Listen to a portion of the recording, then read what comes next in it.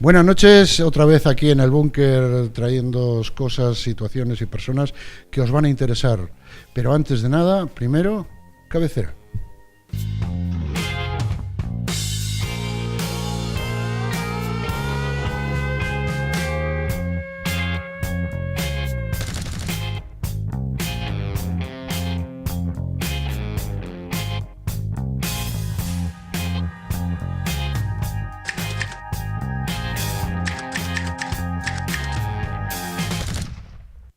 Bueno, pues esta noche tenemos con nosotros a Jacobo Touriño, que es coordinador del Grupo de Economía de Ciudadanos.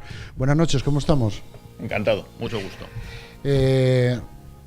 Yo, como siempre, cuando quiero conocer a alguien, digo, bueno, ¿quién es Jacobo Touriño? No es definirse a sí mismo no es una cuestión fácil, ¿no? Pero bueno, intentaré hacerlo. A ver, Jacobo Touriño, llevo viviendo en Oviedo 12 años, soy cazurro, ¿no? Como se dice aquí en Asturias. ¿De qué parte? De Lorenzana, un pueblo situado a 10 kilómetros hacia el norte de León, aunque el apellido muestra a mi padre, que era de Santiago de Compostela. Digamos que tengo una mezcla ahí del noroeste, ¿no? Sí, pero ¿dijiste Lorenzana? Lorenzana. Ah, Lorenzana. Lorenzana, sí. Es que hay un Lorenzana que se quedan luego. Ya. Tengo 42 años, vivo aquí en Oviedo desde hace 12, con mi mujer y unos mellizos pequeños que estamos ahora en periodo de crianza. Y bueno, tengo una empresa de formación online que hacemos oposiciones, pruebas de acceso a FP, etcétera. Y nada, actualmente estoy tratando de ayudar a través del grupo de economía de Ciudadanos, ¿vale? Orientados a lo que es el Ayuntamiento de Oviedo. Bueno, pues tratando de colaborar, viendo cómo podemos mejorar un poco la situación de nuestra ciudad, ¿vale? Pero bueno, voy a tirar de mi parte más ¿cómo fue tu infancia? Después te cuento, porque quiero... ¿Cómo fue mi infancia? Bueno, sí. Mi infancia no fue una infancia feliz, no voy a engañar. Viviste y creciste... Viví y crecí en León. Bueno, realmente crecí en León capital, ¿vale? Digamos, lo que pasa es que en León todos tenemos pueblo, como decimos, ¿no? O sea, siempre hay una casita en verano donde ir, o los abuelos, etcétera. Crecí en León, después estudié Ciencias Políticas, que lo estudié en Granada, ¿vale? Después hice un máster también o sea que tú puedes decir aquello de que el que no estuvo en Granada no vio nada. El que no estuvo en Granada no vio nada. Y hay otros dichos, pero no se puede decir público sobre Granada, ¿vale? Sí, viví en Granada y además fue una experiencia, muy gratificante. Aparte de siempre vivir en otro sitio diferente al que has crecido, siempre te abre un poco las miras. Es que es necesario conocer alrededor de nosotros para después identificar el lugar donde vamos a estar. Y redescubrir muchas veces. Y redescubrir, ¿no? Cierto es que cuando vuelves a León de vez en cuando, pues digamos que hay cosas, además como ya no vuelves con la periodicidad que volvías antes, pues sí, descubres nuevas cosas. Hay una cosa que quería... ¿En qué barrio de León? Para José Aguado, barrio de la Chantría. ¿Y qué recuerdos tienes allí? Hombre, yo tengo que... A ver, ¿Era del colegio a casa, de casa al colegio? No, ya me pilló una etapa, tengo 42 años, ya me pilló una etapa donde en el pueblo en verano sí, pero durante el invierno, etcétera, no. O sea, realmente yo estudiaba en la Asunción, quedaba en la otra punta, iba en autobús, pero no llegué, o sea, tenía amigos, iba al parque, etcétera, pero no llegué a vivir esa etapa del barrio donde salías y pasaban solo 3 coches, ¿no? Todavía no viví esa etapa. Sí, esa etapa sí que la viví en el pueblo en verano, realmente en Lorenzana, esos meses de julio y agosto, donde allí sí era todo mucho más tranquilo, había muchísima más seguridad, etcétera, ¿no? Pero ese mundo idílico muchas veces se habla, ¿no? De la crianza en el barrio y tal, esa no. Y después en la marcha que tienes hacia Granada, es un cambio brusco, te encuentras en una ciudad... Eso, a ver, es una ciudad... Cambia totalmente, es una ciudad, por ejemplo, es una ciudad mucho más joven. Granada es un poco el Santiago o el Salamanca del sur, ¿no? Hay que ubicarlo un poco, ¿no? Sí. Cierto es que es más grande, pero es una ciudad que aquí ya tenía 70.000 estudiantes, de los cuales el 80-90% eran de fuera, ¿vale? Sobre todo de las provincias andaluzas.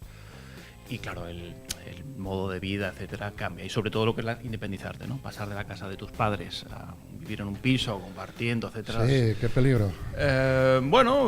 Sí, a ver, tiene situaciones peligrosas y tiene situaciones... No, pero vamos a ver, ya yo siempre lo digo, ¿no? Y trataré de, sobre todo a la gente, como de, es posible pasárselo muy bien y tener buenas notas. O sea, una cosa no conlleva a otra, ¿no? Y la verdad que fue una experiencia, también estuve un año de Erasmus en Londres, etcétera. Entonces, bueno, aparte de estudiar y formarme, también estuve viendo un poco de mundo. También estuve viviendo en Madrid y bueno, después recabé aquí en Asturias, ¿no? Ya, lo que pasa es que Madrid es más agobiante. Madrid Sí. Bueno, a no ser que estuvieras en algún barrio... No, Madrid es más agobiante. Sí. Madrid. Madrid es más agobiante y aparte pasé de estudiar una licenciatura en Ciencias Políticas de las que había antaño, ¿no? De esas de 400 créditos. Y en Madrid estudié un máster en Dirección de Empresas y ya incluso la dinámica de profesores y tal, todo era mucho más estresante. La formación era mucho más estresante, todo más dirigido a la productividad, había que madrugar, había que coger el metro. Y bueno, y después te recalé aquí en Asturias, en Oviedo. Claro, aquí cuando te encuentras en Oviedo te encuentras en una situación, digamos, entre comillas, más relajada. Bueno, muchísimo más relajada, además aquí Asturias tiene mar, tiene montaña, que son dos cosas que me encantan. Sí. Y, o sea, León siempre tuvo montaña, claro, pero la playa, etcétera, siempre... Asturias y León yo siempre lo veo como una región en total, quiero decir. Hermanada, no, digamos, sí, no administrativamente, pero sí... En el pasado era el Consejo de Asturias y León, era la... ¿Cómo era? La región de la CIS... de la Asturias... Asturias ampliada, bueno, pues una cosa que... Sí, a ver, lo que pasa pero que bueno, a nivel político también hay mucha manipulación con respecto a este tipo de cosas. Y después cosas. Cuando te metes en ciertos vocablos... Ves por la carretera guión solo, ¿no? Sí. El bable también se está reclamando en... Claro, hay una... Somos... Yo cuando me hablen de cazurros incluso pienso en esa palabra y hay mucho cazurro que no oye de León y puede ser asturiano, ¿eh? Sí. Bueno, a ver, realmente esa palabra para mí no es despectiva, ¿no? En un principio muchas veces... Ya, hombre, igual que... como lo del culo mollao y los carballos, sí. En León suelen decir los baballos por los asturianos, ¿no? Pero bueno, sinceramente no me lo tomo como algo despectivo. Pero piensa una cosa, que cuando decían estoy en Bavia, era porque todos los reyes astures iban a veranear a Bavia, sí. A Bavia, León. Sí. Y las noticias tardaban muchísimo en llegar y por eso decían cuando estaba en Bavia como que no se enteraba. Como que no... bueno, que no iba a llegar ninguna noticia. Bueno, hoy en día llegar a Bavia también... lleva lo suyo, ¿eh? Bueno, hay que poner los carreteres como es debido. Como es debido, cierto es. Ha mejorado algo con la autopista, pero aún así llegar a Bavia, Villablino, esa zona todavía es complicada. Y entonces, ¿cómo desde tu profesión dices tú, bueno, pues ahora yo quiero hacer política y quiero enfrentarme a esta situación, quiero dejar de lado, como digo yo, a los guerrilleros de Chigre, que están todo el día ahí, que hay que hacer esto, hay que hacer lo otro, pero no hacen nada? Porque dicen, hay que hacer esto, echa otro culín, hay que hacer aquello, echa otro culín. Y cuando te das cuenta...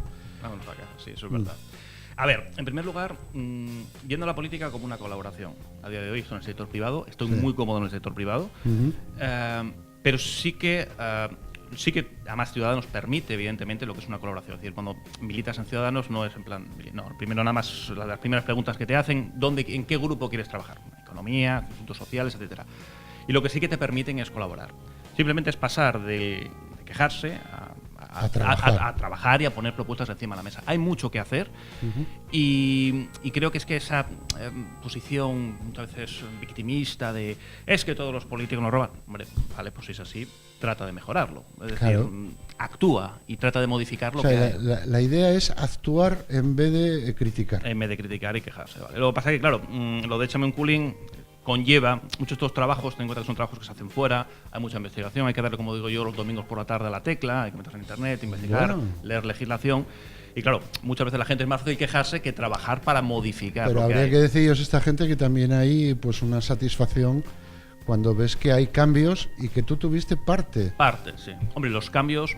a ver, hay que tener también mucha resiliencia, que se llama hoy en día, ¿no? Porque sobre todo lo que ocurre un poco con Ciudadanos, a día de hoy tenemos muy poca representación, esperamos tener bastante más.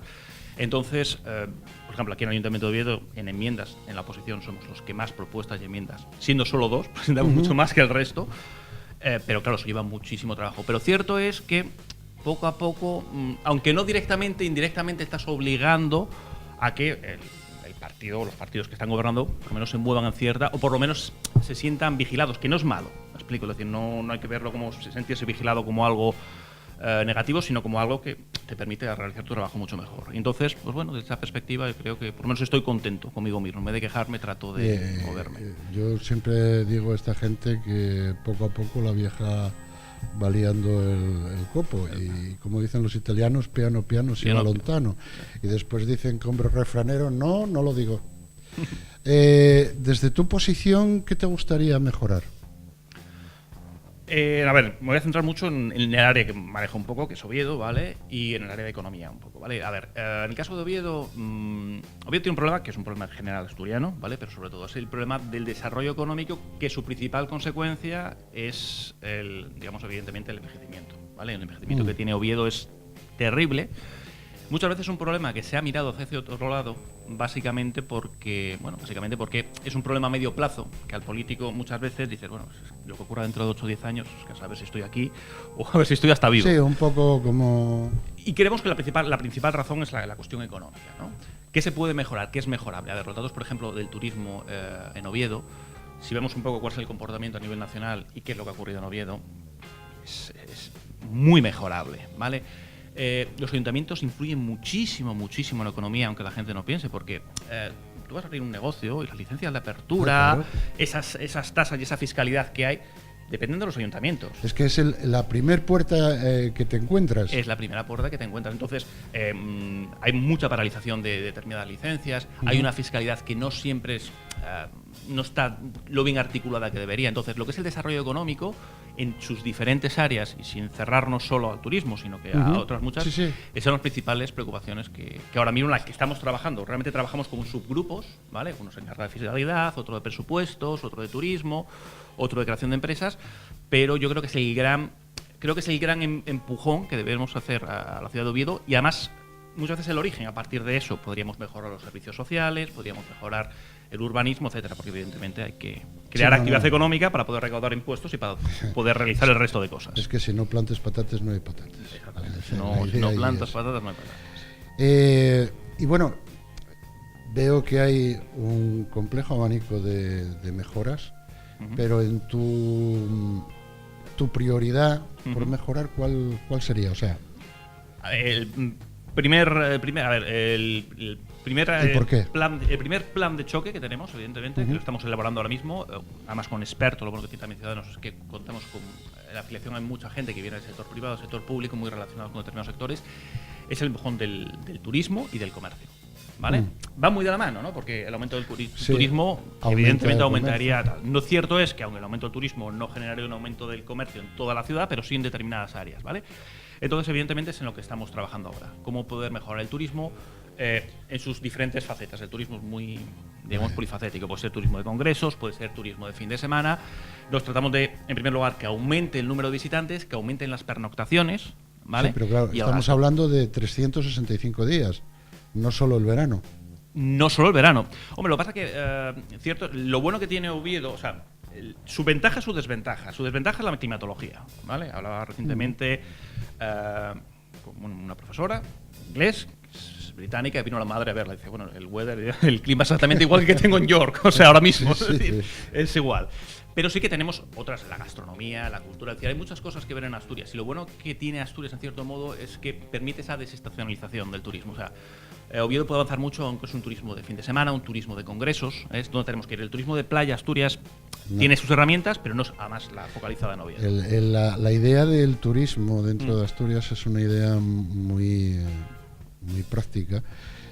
Yo conozco los 11.000 kilómetros de Asturias y por cuestiones de trabajo, y te puedo asegurar que tenemos el turismo, tenemos lo tirado para Prado, que podríamos hacer un turismo del prerrománico, un turismo de la ruta jacobina, un turismo gastronómico, un turismo cultural como el que se está haciendo en Candás con Leopoldo Alas, un turismo.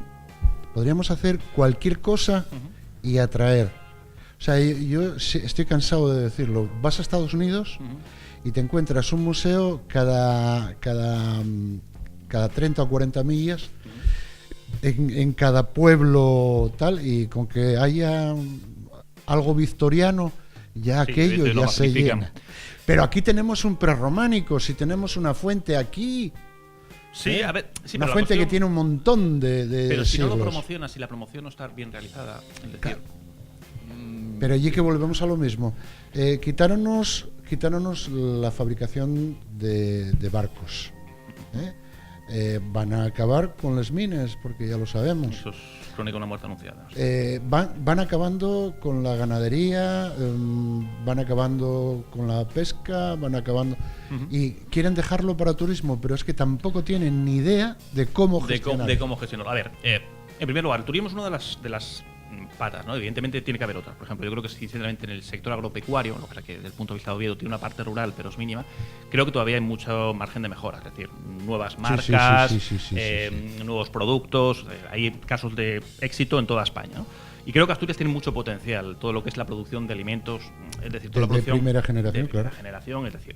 Pero en el caso del turismo, la cuestión es que a ver, cultura ofrece muchos sitios de España, no somos los únicos. Pero la cuestión es que tiene que haber una mejora de las comunicaciones, que hay lo que hay, o sea, desde el punto de vista del ayuntamiento tampoco vamos a hacer poco más. Y después lo que tenemos que hacer es promoción, es decir, la gente tiene que conocer lo que hay aquí. El boca a oído es lo que mejor funciona. Pero claro, para eso tienes que crear una pequeña masa crítica para que ese boca a oído funcione. Tiene que haber un plan, o sea, tienes que tener bien claro, decir, proximidad, renta disponible, tamaño de la familia. Tiene que haber un estudio y tiene que empezar a ver, el tamaño es, pues mira, familias monoparentales, madrileñas, de 50 a 60 años, ese estudio, ¿vale? Que se han hecho muchos, pero realmente hay que tenerlo bien claro y tener cuál es el target y cuáles, digamos, los medios de comunicación o la publicidad que se tiene que hacer para llegar ahí, ¿vale? Y eso es lo que tenemos que hacer. Y yo creo que de una manera estructurada y reclamando objetivos, porque muchas veces en la función pública es, bueno, vamos a hacer una campaña publicitaria, sí, pero vamos a ver, ¿cuál es tu objetivo? Mira, mi objetivo es que aumente un 30% los visitantes. ¿Vale? ¿Con qué recursos? 1 o 2 millones de euros, lo que corresponda. Si no se llega, me explico, muchas veces en el sector, no en el sector público, muchas veces desde el punto de vista de la política, esa gestión se está olvidando. Es una cosa que Ciudadanos siempre reclama. Es decir, lo primero es la gestión. Planes de turismo todo el mundo ha hecho, sí, pero lo has hecho de tal manera que te estableces unos objetivos que si no los alcanzas tendrás que dar unas explicaciones. Creo que a día de hoy ese elemento de gestión, parece que muchos políticos huyen de la gestión. No, a mí no me han elegido para gestionar. Algún concejal lo ha dicho, ¿vale? Pues si no te han elegido para... Ten en cuenta que tú manejas 215 millones de euros. Si no sabes gestionar... pues por favor, deja el paso a otro. Deja el paso a otro, ¿vale? Entonces, queremos hacerlo un plan que estamos realizando ahora mismo, que tampoco te puedo decir cosas concretas porque hay varias que se están trabajando, pero claro, no queremos llegar a la improvisación, como estamos viendo recientemente en otros partidos. Lo que queremos hacer es un plan bien establecido y que permita ese desarrollo, ¿vale? Pero sobre todo desde una perspectiva de la gestión. Es decir, si usted estuviera en una empresa privada, usted se gastase estos recursos, ¿qué le ocurriría si no llegase? Me explico, pues tenemos desde ese enfoque es como tenemos que ver un poco, sobre todo la cuestión del turismo, que repito, que no es la única, que puede haber otras, ¿vale? Pero esa perspectiva es interesante. Y creo que, es decir, la clase política tiene que empezar. Tú puedes tener unos objetivos que pueden ser, vale, de bienestar social, por ejemplo, pero tienes que marcártelos. Claro, si no llegas, tienes que dar unas responsabilidades. Muchas veces pensamos que simplemente marcar unos objetivos, con eso ya... Sí, nosotros ya queremos que el fracaso escolar discurre un 15%. Sí, pero si no llegas, ¿quién se va a hacer responsable? Claro. Y creo que eso falta. Eso está pasando en la vida diaria. Yo quiero este coche, pero si no llego a pagar este coche, tengo que responder. Tengo que responder, claro. Pues en la política lo mismo. En la política lo mismo, claro. En fin. Y eso nos llevaría muchas veces también a plantearnos unos objetivos, o por lo menos que en los programas electorales seamos más realistas. Sí. Más realistas. Ya no vamos a decir a corto, medio o largo plazo, sino al plazo realista. Al plazo realista, exactamente. No podemos decir que se puede doblar las cifras de turismo en 4 años porque sería... Sí, lógico. No hay un estudio claro ni una situación clara, por lo para tanto, poder, exactamente, no sobre todo a 4 años vista. Pero bueno, como dice, el AVE está en Asturias en agosto, el 15 de agosto. El 15 de agosto, pero lo bueno te dicen es el año. Después del 2020 te dicen que no, que era el 2021, que no me dices bien, ¿no? Era el 2020 y algo, pero no sabíamos cuándo. Oye, ¿qué pedirías a tus compañeros de los diferentes grupos políticos? Porque ya que estamos en una democracia, tenemos a los diferentes grupos políticos. ¿Qué pediríamos para realizar un buen cambio en Oviedo, en Asturias, en España? Básicamente volver a una política un poco más racional y menos de los sentimientos, ¿vale? Además eso compete tanto a los partidos políticos como a los ciudadanos muchas veces, ¿no? Es decir, planteémonos objetivos para mejorar la vida de los ciudadanos reales y no hagamos programas vacíos, utópicos, ¿vale? Y es decir, que vuelva un poco lo que es la lógica y la razón a la política. Parece que es muy complicado, sobre todo en los tiempos que estamos viviendo, ¿no? ¿Tú crees que entra en el mismo plano entra la lógica y la razón con política actualmente? Debería. Debería. Es decir, vale, no. Me has preguntado qué debería o qué recomendaría. Eso es lo que estoy recomendando. Sí. Pero evidentemente no es un diagnóstico de la realidad. No. Por supuesto. Pero también viene muchas veces el propio, además, siguiendo esta tertulia, hace poco, no sé qué, un compañero, no me acuerdo quién era, hablaba de que, bueno, en el caso de Cataluña, ¿no? Muchas veces que, claro, meterse en el área de la emoción es muy complicado. Hey. Hay que relegar un poco la emoción. O sea, yo creo que la humanidad, estamos hoy en día donde estamos gracias a la emoción. Es importante, el amor, el cariño, etc. Sí, pero la inteligencia emocional. La inteligencia emocional es importante.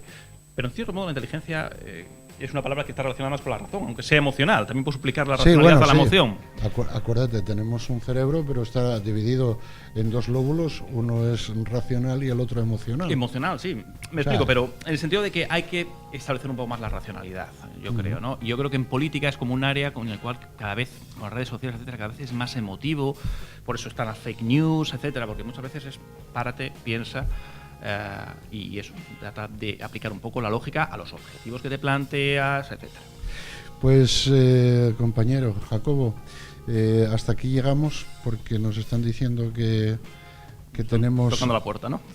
Que se nos cierra el búnker y yo la verdad que quiero salir del búnker un poco, que ya me tienen aquí asfixiado. Hay que tomar un poco el aire, ¿no? Hay que tomar un poco el aire. De acuerdo. Pues nada, Jacobo Turiño, muchas gracias por estar aquí.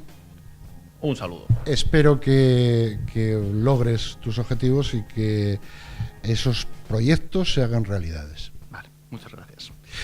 Bueno, compañeros, pues ya lo sabéis, otra noche más en el búnker y como siempre digo, otro día más, otro dólar más. Nos vamos mañana más, pero imposiblemente, o sea, como digo yo, imposible mejor. Hasta mañana. Hasta luego.